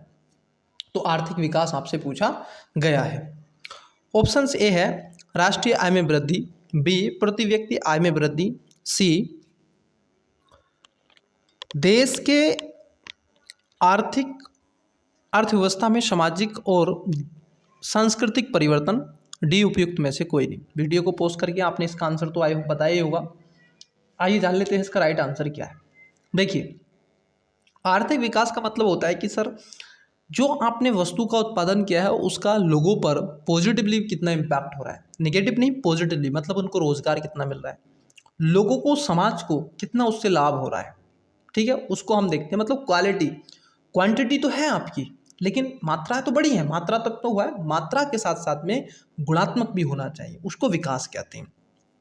तो देश की अर्थव्यवस्था में सामाजिक सांस्कृतिक परिवर्तन को रेखांकित करें, ठीक है, आधुनिकता को लाने का सुनिश्चित को बढ़ावा देंगे, तो उसको हम आर्थिक विकास कहते हैं। ये जो है यहाँ पर ये आर्थिक समृद्धि की बात की गई है, इकोनॉमी ग्रोथ की बात की जा रही है, और ये जो है ये आपकी राइट बात की जा रही है आर्थिक विकास की, इकोनॉमी डेवलपमेंट्स की। चलिए अगला क्वेश्चन देखते हैं। क्वेश्चन है आपसे पूछा जा रहा है, निम्नलिखित कथनों पर विचार कीजिए। दो स्टेटमेंट हैं, बड़ा इजी सा क्वेश्चन है, ज़्यादा हार्ड नहीं है। पहला है कि मानव विकास सूचकांक ह्यूमन डेवलपमेंट इंडेक्स मानव विकास के प्रमुख आयामों दीर्घ एवं स्वास्थ्य जीवन, ज्ञान वर्धक और सभ्य जीवन स्तर आदि की औसत उपलब्धि का संक्षिप्त मापक है। दूसरा है ह्यूमन डेवलपमेंट इंडेक्स इन तीनों आयामों में से प्रति एक के सामान्यकृत सूचकांक का समांतर मध्य, मतलब एक तरीके से आर्टिमेटिक्स मेन है। उपयुक्त कथनों में से कौन सा ये से सही है या फिर है? ऑप्शन नंबर ए केवल एक, बी केवल दो, सी एक और दो दोनों, डी ना तो एक नहीं दो। वीडियो को पॉज कीजिएगा, करेक्ट आंसर बताने का प्रयास कीजिएगा। मैं इस पर बता चुका हूँ आपको, पहले भी इसकी चर्चा मैं कर चुका हूँ, ठीक है। तो इसमें राइट आंसर क्या हो जाएगा? एलिमेंट मेथड भी लगा लीजिएगा, मैंने बताया पहले। तो देखो इसका राइट आंसर है ऑप्शन नंबर ए केवल एक। दूसरा क्यों नहीं है पहले उसको समझना। आइए पहले बता देता हूँ, ह्यूमन डेवलपमेंट इंडेक्स कौन निकालता है सर? यूएनडीपी निकालता है, यूएनडीपी निकालता है, यूनाइटेड नेशन डेवलपमेंट प्रोग्राम। 193 देश इसमें शामिल हैं, ध्यान रखना। यहाँ पर पहली वाली बात ठीक है, इसमें स्वास्थ्य और जीवन और ज्ञान वर्धन की बात की जाती है, ये बात एकदम क्या है, करेक्ट हो जाती है। उसके बाद दूसरा जो स्टेटमेंट है ये कह रहे हैं कि प्रति एक, मतलब कि यहाँ पर हिंट दे दिया गया है प्रत्येक, मतलब कि ऐसा एक्सट्रीम वर्ड की बात कर दी गई है, और यही क्या है आपको गलत कर देगा कि सामान्यकृत सूचकांक के मध्य स्तर है, ठीक है, तीन आयामों में से प्रत्येक, ऐसा नहीं है, एकदम नहीं है, प्रत्येक का यहाँ पर नहीं रखा गया, ठीक है। तो इसमें करेक्ट आंसर क्या है? एक है। दूसरा जब गलत था तो बी इसका आंसर नहीं होगा और सी नहीं होगा, तो ए इसका राइट आंसर होगा। आइए अगले क्वेश्चन की तरफ बढ़ते हैं। नेक्स्ट क्वेश्चन देखते हैं क्या है। देखिए नेक्स्ट क्वेश्चन है आपका, भारतीय अर्थव्यवस्था में आर्थिक समृद्धि का अर्थ है। इतने क्वेश्चन हो जाएंगे कि आपके दिमाग में मैं समझा रहा हूँ, और आर्थिक समृद्धि आर्थिक विकास से कि आप मतलब ऐसे बता देंगे कि ये लो इसका राइट आंसर ये। तो आर्थिक समृद्धि का अर्थ क्या है, ठीक है, ये आपसे पूछ रहा है। ऑप्शन है प्रति व्यक्ति आय में वृद्धि, बी सेवा क्षेत्र में निरंतर वृद्धि, सी जीडीपी में निरंतर वृद्धि, डी अर्थव्यवस्था में उद्योग क्षेत्र की हिस्सेदारी का बढ़ना। बताइएगा आर्थिक समृद्धि कब होगी आपके देश के अंदर या आपके परिवार में, आपके घर में, ठीक है। तो क्या होगा सर? आप देखोगे यदि आपके जीडीपी में निरंतर वृद्धि होती है तो इससे आर्थिक समृद्धि होती है, ना कि पर कैपिटा इनकम, ना कि रीजनल क्षेत्र पर लगातार सर्विस सेक्टर का ग्रोथ करना, ना कि उद्योगों की हिस्सेदारी बढ़ना। जीडीपी में अगर ग्रोथ हो रही है तो आप देखोगे आपकी आर्थिक समृद्धि होती है, और उस जीडीपी का सभी को लाभ मिल रहा है, तो आप देखोगे उससे विकास भी हो रहा है। अगला क्वेश्चन, ये एक टर्मोलॉजी से क्वेश्चन है जिसे आपसे पूछा गया है, ट्रेजेडी ऑफ कॉमन्स। क्या पूछा जा रहा है? ट्रेजेडी ऑफ कॉमन्स क्या है, ठीक है। अब देखो इसी में इसका आंसर छुपा हुआ है, इसी वर्ड में। ऑप्शन नंबर ए है, यह सामूहिक और व्यक्तिगत उत्तरदायित्व के मध्य अंतर्निहित तनाव से उत्पन्न होती है। बी, इसे हमेशा साझा संसाधनों के निजी और राष्ट्रीयकरण के माध्यम से सुलझाया जा सकता है। सी, यह साझा संसाधनों की वहन क्षमता से स्वतंत्र है। और डी, उपयुक्त विकल्प सभी सही हैं। बताइएगा राइट आंसर क्या हो जाएगा। आई होप आपने राइट आंसर बताया होगा। राइट आंसर है इसका ए, क्योंकि जो ट्रेजेडी ऑफ कॉमन्स वर्ड है, ये जो टर्मोलॉजी है, ये खास तौर पर सामूहिक और व्यक्तिगत उत्तरदायित्व के मध्य उत्पन्न तनाव से रखा गया है। ठीक है, इसमें इसको रखा गया है। और ये खास तौर पर ये कहाँ से निकला था इसको भी आप जान लीजिएगा। ये विक्टोरियंस के द्वारा 1833 में अर्थशास्त्री विलियम फोर्ड्स लॉर्ड्स के द्वारा लिखे गए एक निबंध से संबंधित है। ठीक है, तो उसमें ये देखने के लिए मिला था। ठीक है, तो ऐसी समस्याएं आज वर्तमान में भी देखने के लिए मिल रही हैं संसाधनों को लेकर के व्यक्तियों के स्तर पर। तो उसमें पर्यावरण के साथ ग्लोबल वार्मिंग, तो उससे ज़्यादातर ये रखा गया है, क्योंकि इसमें सामूहिक और व्यक्तिगत जिम्मेदारी दोनों की है क्लाइमेट चेंज को लेकर के। तो ये ध्यान रखना, ठीक है, इसलिए चर्चाओं में रहा है। अगला क्वेश्चन देखते हैं। क्वेश्चन है आपका नेक्स्ट, ये पूछ रहे हैं आपसे, निम्नलिखित संगठनों में से कौन मानव पूंजी सूचकांक ह्यूमन कैपिटल इंडेक्स जारी करता है। ऑप्शन नंबर ए, विश्व बैंक। बी, अंतर्राष्ट्रीय मुद्रा कोष। सी, विश्व आर्थिक मंच। डी, संयुक्त राष्ट्र विकास कार्यक्रम। क्या पूछा है, ह्यूमन कैपिटल इंडेक्स। बताइएगा इसका राइट आंसर क्या है। वीडियो को पॉज कीजिएगा, करेक्ट आंसर बताने का प्रयास कीजिएगा। इसको कौन प्रकाशित करता है। इसका राइट आंसर हो जाएगा ऑप्शन नंबर ए। आप देखोगे जो वर्ल्ड बैंक है ये इसको जारी करता है। ठीक है, ह्यूमन कैपिटल इंडेक्स। इसमें कई चीज़ों को रेखांकित किया गया है, जिसमें खास तौर पर उत्तरजीविता, गुणवत्ता से समायोजित स्कूल, सापेक्षिक शिक्षा की मात्रता, उसके साथ साथ स्वास्थ्य आदि चीज़ें, पर्यावरण। दो आप देखोगे प्रोक्सी को रखा गया, पहले में वयस्क उत्तरदायित्व, दूसरे में 5 वर्ष से कम के बच्चों के लिए जो हरास दर है उसको कम करना। ठीक है, तो ये किससे रखा गया है, ये आप देखोगे निकालता है इसको वर्ल्ड बैंक, ना कि इंटरनेशनल मॉनेटरी फंड, और आप देखोगे विश्व आर्थिक मंच, वर्ल्ड इकोनॉमी फोरम, और ना कि यूएनडीपी। ठीक है, तो कौन निकालता है, विश्व बैंक। अगला क्वेश्चन है आपका, निम्नलिखित में से किसमें सुधार होने पर भारत को यूएनडीपी द्वारा निर्मित मानव विकास सूचकांक में अपर स्थान मिल सकेगा। अब देखिए यूएनडीपी का पूछा है। ठीक है, कब मिलेगा सर। शुद्ध पेयजल की उपलब्धता। बी, किसानों को अधिक साख। तीसरा, अधिक बच्चों को स्कूल जाना। चौथा, अधिक प्रौढ़ों का साक्षर होना। सही उत्तर को नीचे दिए कूट से दीजिए। ऑप्शंस है, पहला 1, 2 और 3। बी, 1, 3 और 4। सी, 2 और 4। डी, 3 और 4। बताइएगा करेक्ट आंसर क्या हो जाएगा इसका राइट आंसर। तो स्टूडेंट्स आप देखोगे इसमें एलिमेंट मेथड लगाया जाएगा, बहुत अच्छे से आंसर हो जाएगा। देखो यहाँ पर जो निर्मित मानव जो विकास सूचकांक है, ह्यूमन डेवलपमेंट इंडेक्स है, यहाँ पर शुद्ध पेय जल की बात की जाती है, बच्चों के स्कूल की, प्रौढ़ों की स्वास्थ्य की बात की जाती है, लेकिन किसानों की बात यहाँ पर नहीं की गई है। तो दूसरा स्टेटमेंट गलत हो जाएगा, मतलब ए आंसर नहीं होगा, सी नहीं होगा। ठीक है, तो इसका राइट आंसर क्या होगा, 1, 3 और 4। ठीक है, तो राइट आंसर क्या है, 1, 3 और 4 हो जाएगा। ठीक है, तो ना कि दूसरा। तो एलिमेंट मेथड से आप लगा सकते हैं। यूएनडीपी को मैं पहले समझा चुका हूँ, इसमें कोई दिक्कत नहीं है। आइए ह्यूमन डेवलपमेंट इंडेक्स को, क्या हो रहा है, टेक्निकल कुछ इशू हो रहा है क्या। नहीं नहीं नहीं नहीं, नहीं। सही है सब कुछ। आइए क्वेश्चन है आपका, कथन कारण। देखो जो कारण होता है ना वो कथन का बेस होता है और टिका हुआ था, ये सही एक्सप्लेनेशन कर रहा है नहीं करना है, ये समझाते हैं कैसे पढ़ना है। देखिए कैसे अटेम्प्ट करते हैं ऐसे क्वेश्चन को। विकास की ऊंची दर के साथ शिक्षित बेरोजगारी बढ़ती है। समझना, शिक्षित बेरोजगारी बढ़ती है।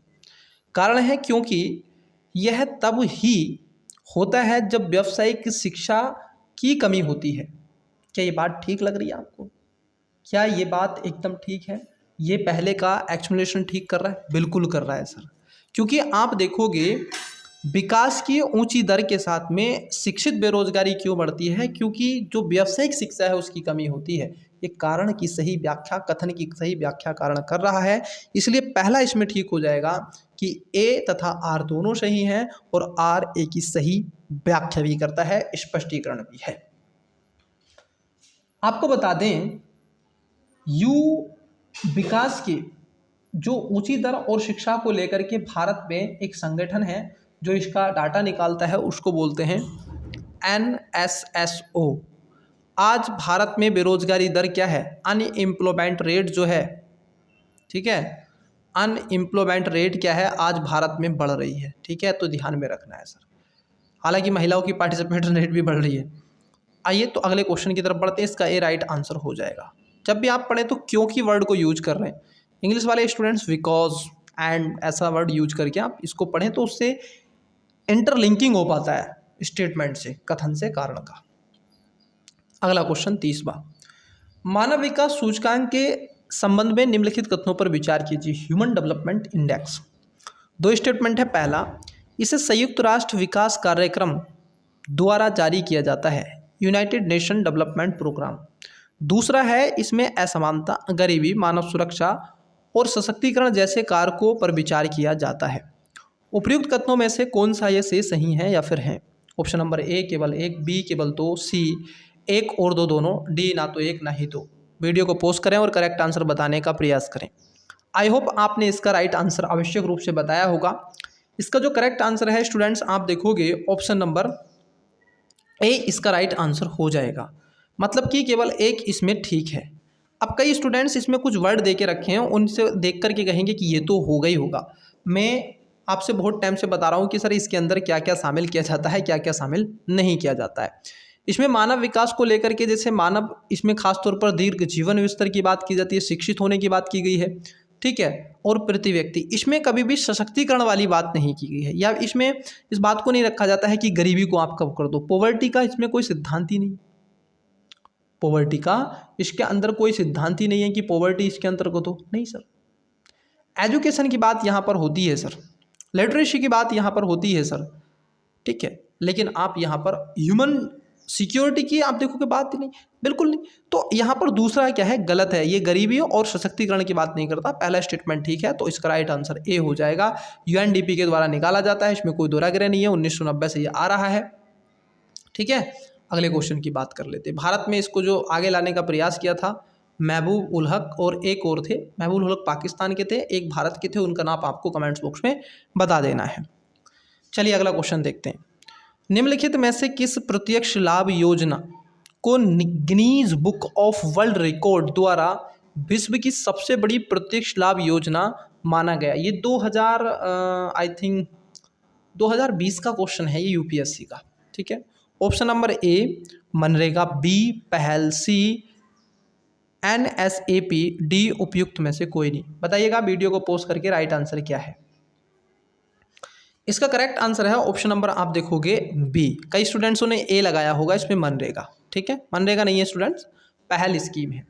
ये जो पहल स्कीम है आप देखोगे, ये विश्व की सबसे बड़ी नगद हस्तांतरण सब्सिडी वाली स्कीम है, और ये 13 अगस्त 2015 को शुरू कर दी गई थी। कब कर दी गई थी? 2015 को तत्कालीन सरकार के द्वारा इसको शुरू कर दिया गया था। इसमें नगद आपको वेतन मिलता है, ठीक है, नगद आपको, ठीक है, ये ध्यान में आपको रखना है। यह योजना औपचारिक रूप से पेट्रोलियम और प्राकृतिक गैस मंत्रालय के तत्वाधान से LPG सब्सिडी के लिए प्रत्यक्ष हस्तांतरण के रूप में की गई है।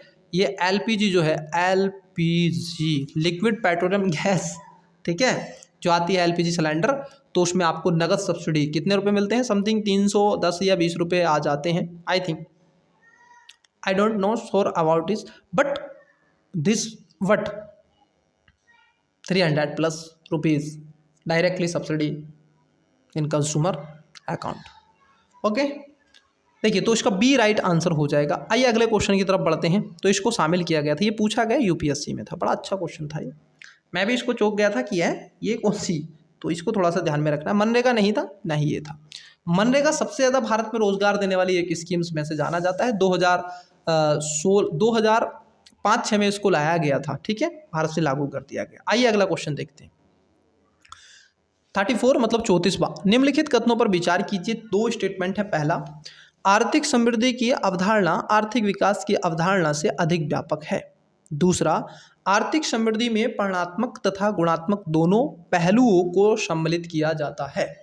उपर्युक्त में से कौन सा ये से कथन सही है या फिर हैं? ऑप्शन नंबर ए केवल एक, बी केवल दो, सी एक और दो दोनों, डी ना तो एक नहीं तो।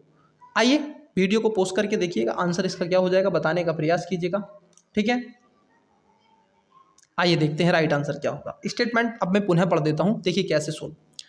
आर्थिक समृद्धि की अवधारणा आर्थिक विकास की अवधारणा से अधिक व्यापक है। नहीं सर, अगर आप इसमें जब आप देखो, आप पढ़ते हैं रीजनिंग तो वहाँ पर ऐसे पढ़ते हैं सभी कुत्ते काले हैं, सभी बिल्लियाँ कुत्ते हैं, पढ़ते हैं कि नहीं? तो वो भी वाली टर्मोलॉजी यहाँ पर है। यहाँ पर दो टर्मोलॉजी ले रहे हैं, एक है आपका इकोनॉमी ग्रोथ और एक है इकोनॉमी डेवलपमेंट। तो डेवलपमेंट की जो स्थिति है वो आर्थिक विकास से व्यापक है, ये ध्यान रखना है। और यहाँ पर उल्टा दे दिए हैं तो पहला गलत हो गया, तो आंसर ए नहीं होगा, आंसर सी नहीं होगा। सही आपसे पूछा था। दूसरा है आर्थिक समृद्धि में वर्णात्मक तथा गुणात्मक दोनों पहलुओं को सम्मिलित किया जाता है। नहीं, इसमें केवल जो है आप देखोगे, इसमें केवल गुणात्मक देखा जाता है, मतलब उसकी क्वांटिटी कितनी मिल रही है। ठीक है, इसमें क्वांटिटी की बात की जाती है, वर्णात्मक क्या है नहीं। जबकि आप देखोगे गुणात्मक और वर्णात्मक दोनों जो है आर्थिक विकास में शामिल किया जाता है, तो दूसरा भी स्टेटमेंट गलत हो जाएगा। मतलब पहला गलत, दूसरा गलत, तो डी इसका राइट आंसर हो जाएगा। आइए अगले क्वेश्चन की तरफ बढ़ते हैं, नेक्स्ट क्वेश्चन देखते हैं। क्वेश्चन आपसे पूछा गया है और अच्छा क्वेश्चन है, वीडियो को पॉज करें, देखिए। निम्नलिखित कथनों पर विचार कीजिए, दो स्टेटमेंट हैं। पहला है आर्थिक समृद्धि मात्रात्मक कारकों जैसे राष्ट्रीय आय, सकल घरेलू उत्पाद, प्रति व्यक्ति आय में वृद्धि द्वारा मापी जाती है। दूसरा है आर्थिक विकास गुणात्मक कारकों जैसे मानव विकास सूचकांक, वैश्विक खुशहाली सूचकांक, जीवन प्रत्याशा, वैश्विक भुखमरी सूचकांक इत्यादि का उपयोग करके मापा जाता है। उपयुक्त में से कौन सा ये से कथन सही है या फिर है? ऑप्शन नंबर ए केवल एक, बी केवल दो, सी एक और दो दोनों, डी ना तो एक नहीं तो। बताइएगा वीडियो को पोस्ट करके कि इसका राइट आंसर क्या हो जाएगा। यहाँ पर आपके स्टेटमेंट दोनों क्या हो जाते हैं स्टूडेंट्स, करेक्ट हो जाते हैं, मतलब कि सी इसका राइट आंसर होगा। आप देखोगे पहला वाली बात ठीक है, दूसरी वाली बात ठीक है। क्यों? क्योंकि ये कह रहे हैं कि इकोनॉमिक ग्रोथ मतलब आर्थिक समृद्धि, इसमें राष्ट्रीय आय, सकल घरेलू उत्पाद, जीडीपी, पर कैपिटा इनकम आदि से मापा जाता है। अगर उसमें वृद्धि हो रही है तो आपके यहाँ पर इकोनॉमिक ग्रोथ हो रही है, that's it. But economy development जब आप देखते हैं तो उसमें क्वांटिटी और क्वालिटी दोनों को मापा जाता है, और उसमें कितना इम्पैक्ट हो रहा है, गुणात्मक कितना है वो। ठीक है, तो इसमें ह्यूमन डेवलपमेंट्स इंडेक्स है, वर्ल्ड हैप्पीनेस इंडेक्स है, ठीक है, और आपका लाइवहुड है, और उसके साथ साथ आप देखोगे ग्लोबल हंगर इंडेक्स इत्यादि को मापा जाता है। तो सी इसका राइट आंसर हो जाएगा। आगे बढ़ते हैं, अगले क्वेश्चन को देखने का प्रयास करते हैं। देखिए क्वेश्चन क्या है। क्वेश्चन यहाँ पर पूछा जा रहा है आपसे, वैश्विक भूख सूचकांक के संदर्भ में निम्नलिखित कथनों पर विचार कीजिए। दो स्टेटमेंट है। पहला, वैश्विक भूख सूचकांक विश्व, राष्ट्र और क्षेत्र के स्तर पर भूख की वास्तविक स्थिति को प्रदर्शित करता है। दूसरा, वैश्विक भूख सूचकांक मतलब आप देखोगे कंसर्न वर्ल्ड वाइड और वेल्थ ग्रेन लाइफ नामक संस्था द्वारा संयुक्त रूप से प्रकाशित किया जाता है। उपयुक्त में से कौन सा ये से कथन सही है या फिर है? ऑप्शन नंबर ए केवल एक, बी केवल दो, सी एक दो दोनों, ना डी ना तो एक नहीं दो। वीडियो को पॉज करें और इसका राइट आंसर बताने का प्रयास करें। आप देखोगे स्टूडेंट्स इसका जो करेक्ट आंसर हो जाएगा, क्या हो जाएगा? दोनों स्टेटमेंट ठीक है। आपसे पूछा जा रहा है सही, तो सही इसमें सी होगा, क्योंकि ये कह रहे हैं कि वैश्विक भूख सूचकांक ये कंसर्न वर्ल्ड वाइड और वेल्थ हंगर लाइफ इसके द्वारा आप देखोगे निकाला जाता है, और साथ ही साथ ये विश्व में भूखमरी की स्थिति को और राष्ट्र के स्तर पर भूख की वास्तविक स्थिति को प्रदर्शित करता है, इसलिए इसको प्रकाशित किया जाता है। इट्स क्लियर या नो? क्लियर। 2017 में अंतर्राष्ट्रीय खाद्य नीति अनुसंधान IFPRI भी इस सूचकांक को प्रकाशित में सहभागी करता था। ठीक है, चलिए अगले क्वेश्चन की तरफ पढ़ते हैं, नेक्स्ट क्वेश्चन देखते हैं। नेक्स्ट क्वेश्चन ये रहा आपकी स्क्रीन पर।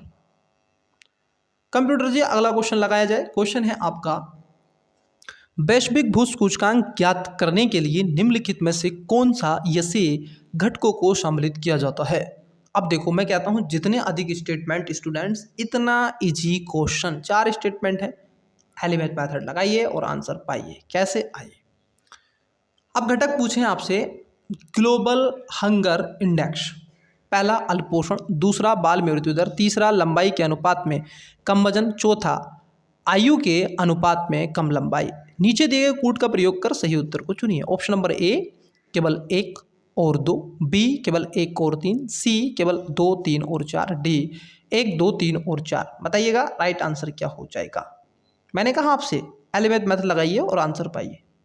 अब कई बच्चे इसमें एलिमेंट मेथड ही लगा रहे होंगे, जबकि प्यारे बच्चे आपसे पूछा गया है ग्लोबल हंगर इंडेक्स, और इसमें क्या दिखा जाता है, इसमें खास तौर पर अल्पपोषण, बाल मृत्यु दर, लंबाई के अनुपात में वजन, आयु के अनुपात में लंबाई, ये सभी इसके अंदर नापे जाते हैं। तो ऑप्शन नंबर डी इसका राइट आंसर हो जाएगा। ठीक है, चलिए तो मैं आपसे यहाँ पर एक क्वेश्चन पूछ लेता हूँ, आप कमेंट्स में करके मुझे बताइएगा जो आपका वर्ल्ड हंगर इंडेक्स जो है, ठीक है, ग्लोबल हंगर इंडेक्स किस संस्था के द्वारा निकाला जाता है, किस संस्था द्वारा प्रकाशित किया जाता है। ठीक है, बताइएगा कमेंट्स बॉक्स में। आइए अगले क्वेश्चन की तरफ बढ़ते हैं। अगला क्वेश्चन देखते हैं।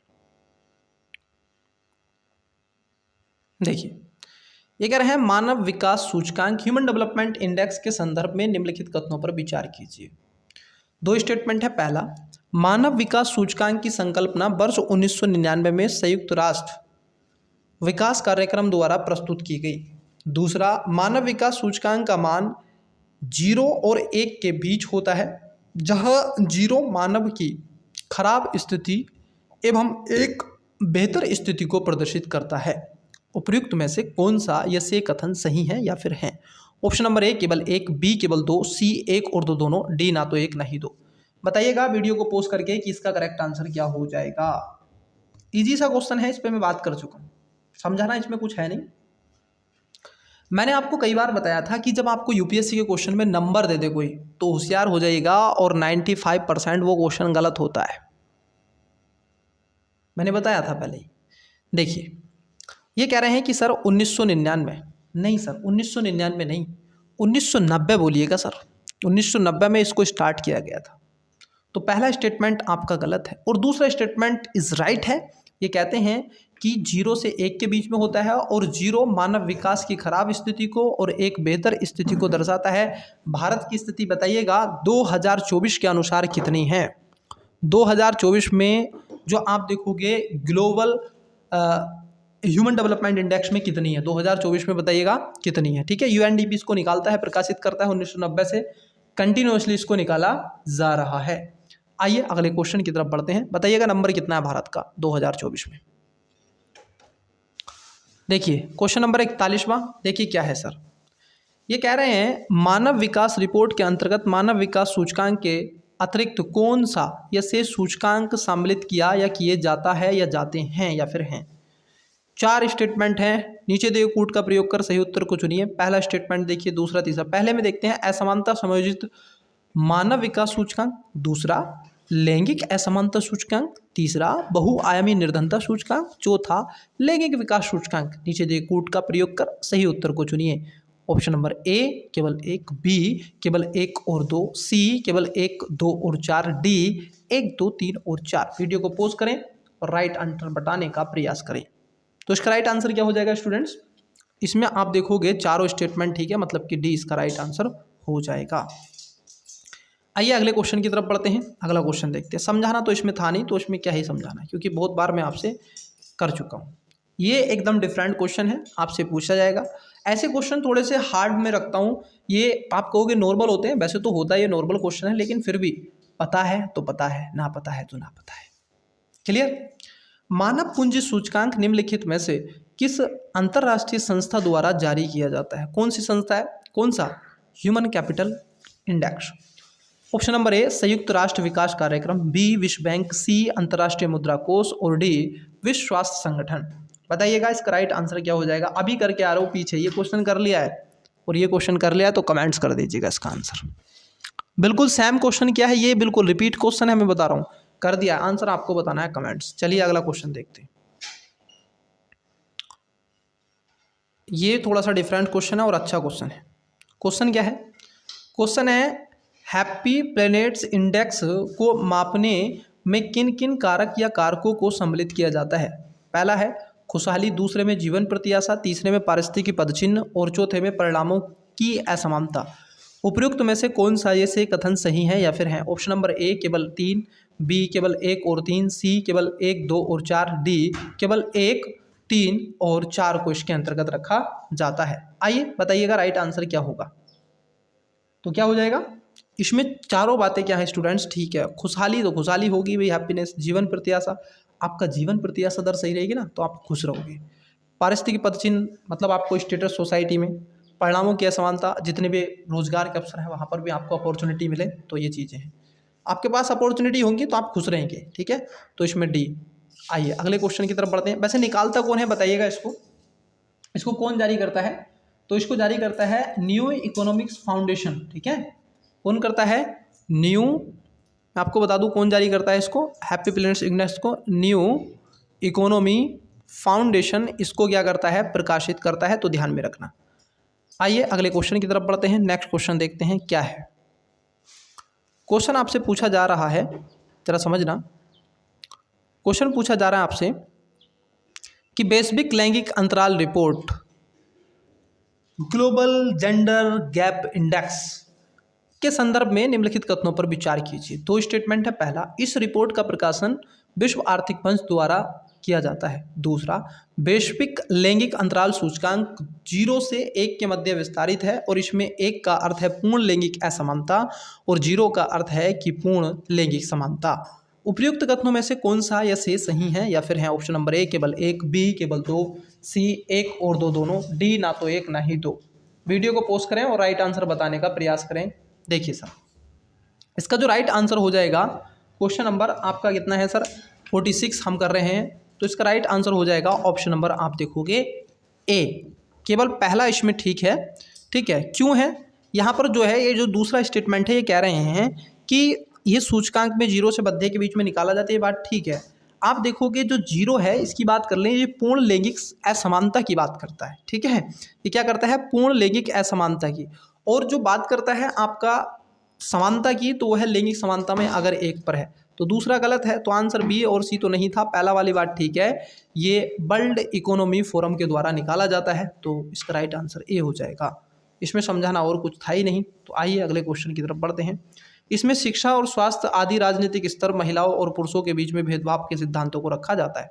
नेक्स्ट क्वेश्चन क्या है देखिए, सैद्धांतिक रूप से यदि आर्थिक विकास की कल्पना की जाती है, मतलब अगर इकोनॉमी डेवलपमेंट की कल्पना करोगे तो क्या करोगे आप बताइए, आप बताइए, दिल खोल के बताइए। तो इनमें से किस एक की साधारण ध्यान में नहीं रखा जाता है? ऑप्शन ए, सकल घरेलू उत्पाद में वृद्धि, बी, विश्व बैंक से वित्तीय सहायता में वृद्धि, सी, सकल राष्ट्रीय उत्पाद में वृद्धि, डी, प्रति व्यक्ति सकल राष्ट्रीय उत्पाद में वृद्धि। बताइएगा इसका करेक्ट आंसर क्या होगा? इसका राइट आंसर क्या होगा स्टूडेंट्स? इसका करेक्ट आंसर होगा, जो हम ध्यान में नहीं रख सकते, तो ध्यान में क्या नहीं रख सकते? विश्व बैंक के वित्त सहायता में वृद्धि। हम इसको ध्यान में बिल्कुल नहीं रखेंगे, कदापि नहीं रखेंगे, क्योंकि आर्थिक विकास की गुणात्मक अवधारणा होती है कि जीडीपी और GNP, NNP, per capita income, ठीक है, इसमें अगर वृद्धि होती है तो उसको रखा जाता है। तो इसको भी ध्यान में रखेंगे, पहले को मतलब ए को, सी को भी और डी को भी, परंतु हम जो उधार है, जो सहायता है, जो लोन है, हम उसको शामिल नहीं करते। अगला क्वेश्चन देखिए, अगला क्वेश्चन देखते हैं 49 क्वेश्चन। आपसे पूछा जा रहा है निम्नलिखित में से किसके द्वारा खुशहाली रिपोर्ट प्रकाशित की जाती है? Happiness reports. Option number A, institute for economics and peace, B, संयुक्त राष्ट्र सतत विकास समाधान नेटवर्क, सी, विश्व बैंक, डी, उपयुक्त में से कोई नहीं। आंसर आप इसका इजीली वे बता सकते हैं, क्योंकि अभी पीछे मैं इस पर आपसे चर्चा कर चुका हूं, तो आपको इसमें कोई दिक्कत नहीं हो रही होगी और ये आंसर इजी सा है। तो आप बताइएगा कौन प्रकाशित करता है? तो ये जारी करता है, खुशहाली रिपोर्ट जो निकालता है, संयुक्त राष्ट्र सतत विकास समाधान नेटवर्क, मतलब कि बी इसका राइट आंसर हो जाएगा। कई बच्चों ने ए इसका आंसर दिया होगा, जबकि इसका राइट आंसर बी होगा, क्योंकि इसमें खासतौर पर ये प्रथम खुशहाली रिपोर्ट आप देखोगे 2020 में 12 में लाई गई थी, और संयुक्त राष्ट्र विकास समाधान के द्वारा नेटवर्क से इसमें 6 कारकों को देखा जाता है, जैसे लोक विश्वास, भ्रष्टाचार, मतलब उदारता, जीवन विकल्पों का चयन, जीवन प्रत्याशा और सामाजिक, ठीक है, और खुशहाली के मापक होते हैं। आइए अगले क्वेश्चन की तरफ बढ़ते हैं, नेक्स्ट क्वेश्चन देखने का प्रयास करते हैं।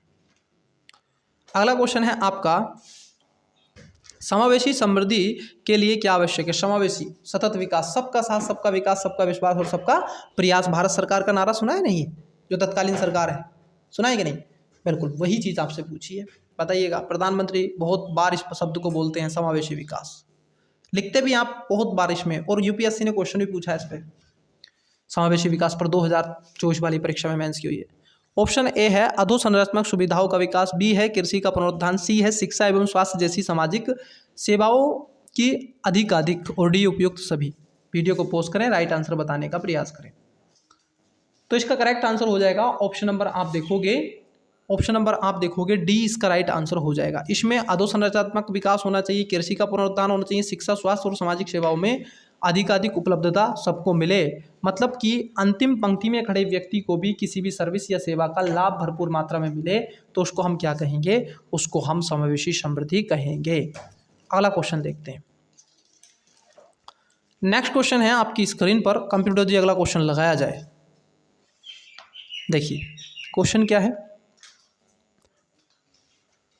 क्वेश्चन है सतत विकास लक्ष्य भारत सूचकांक के संदर्भ में निम्नलिखित कथनों पर विचार कीजिए। सस्टेनेबल डेवलपमेंट गोल ये कौन निकालता है भारत में? आपसे पूछा गया है, तो ये निकालता है नीति आयोग, ये निकालता है, ठीक है। आइए इसको जान लेते हैं। नीति आयोग द्वारा इस सूचकांक को प्रकाशित किया जाता है। दूसरा, इस सूचकांक के अंतर्गत प्रत्येक राज्य और केंद्र शासित प्रदेश के प्रदर्शन को 0 से 100 के पैमाने पर मापा जाता है। उपयुक्त में से कौन सा ये से कथन सही है या फिर है? ऑप्शन नंबर ए केवल 1, बी केवल 2, सी 1 2 दोनों, डी ना तो एक ना ही दो।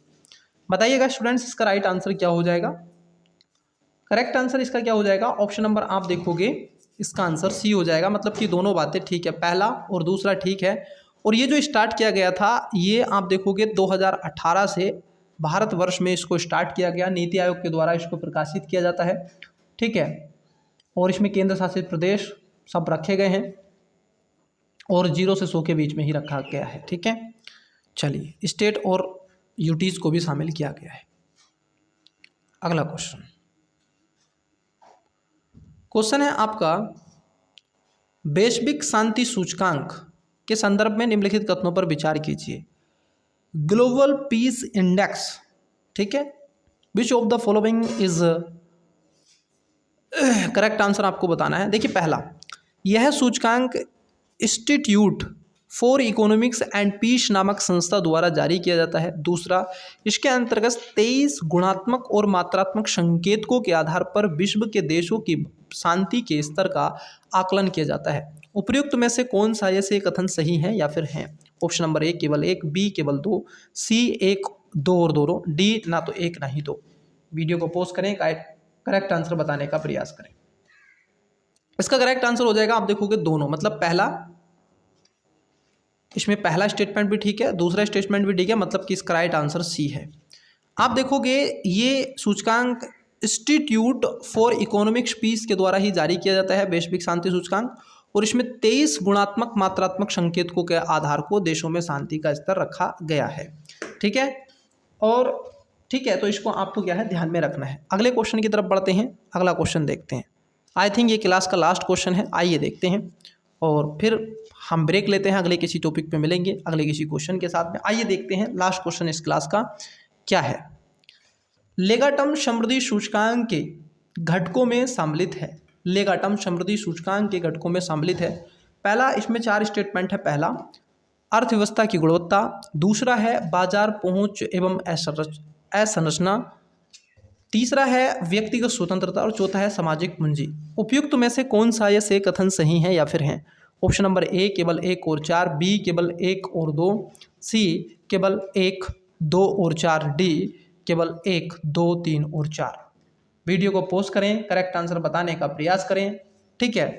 आई होप आपने इसका आंसर बताया होगा। इसका जो आंसर है ऑप्शन नंबर डी है, मतलब कि इसके अंदर आप देखोगे अर्थव्यवस्था की जो लेगामट समृद्धि सूचकांक है, इसमें खासतौर पर अर्थव्यवस्था की गुणवत्ता, बाजार पहुंच, अवसंरचना, इन सब के अलावा व्यक्तिगत स्वतंत्रता, सामाजिक पूंजी और यहाँ तक कि इसमें आप देखोगे प्रशासन, निवेश का वातावरण, बाजार तक पहुंच, शिक्षा, जीवन स्तर में सुधार और व्यक्तिगत स्वतंत्रता, स्वास्थ्य, पर्यावरण, प्राकृतिक वातावरण, बचत और सुरक्षा, सामाजिक पूंजी, स्वास्थ्य, उद्यमी की स्थिति, इन सभी को प्रकाशित करने का प्रयास किया जाता है। तो चलिए स्टूडेंट्स, ये था आज की क्लास का अंतिम क्वेश्चन। मन लगा के पढ़ते रहिएगा। चैनल को सब्सक्राइब नहीं किया है तो कर लीजिएगा। वीडियो को स्टूडेंट्स शेयर जरूर कर दीजिएगा। दोस्तों के साथ में जितना हो सके एजुकेशन बायर अपने परिवार को विस्तारित करने का प्रयास कीजिएगा। मिलते हैं अगली क्लासेस में, तब तक के लिए मन लगा के पढ़ते रहिएगा। All the best, bye.